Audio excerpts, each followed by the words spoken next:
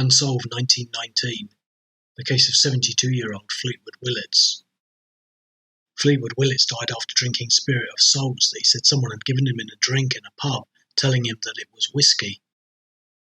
He said that he'd been drinking outside the Nag's Head pub at 880 High Road, Tottenham, on the night of Friday the 13th of June 1919, when two men had given him a drink from a bottle, telling him that it was whisky.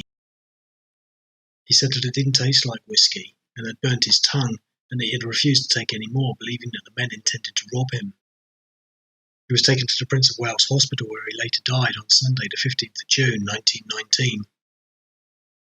His inquest was held in Tottenham and concluded on Tuesday the 1st of July 1919, where it's heard that the cause of death was due to taking spirits of salts.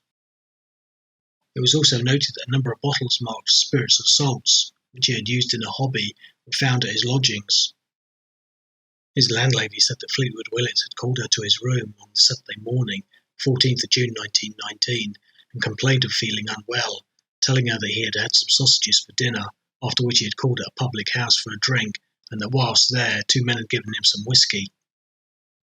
She said that he told her that he had been outside the pub, and that two men had come up to him and asked him to have a drink of whisky, and had given him a half-pint bottle from which he had drunk about 2 tablespoonfuls, and that they then asked him to have some more, but he had refused, as it had not tasted like whisky and had burnt his tongue.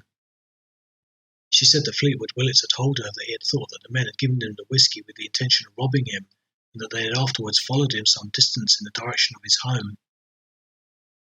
After Fleetwood Willatswho had spoken to his landlady, a doctor was called, and he was ordered to be removed to the hospital.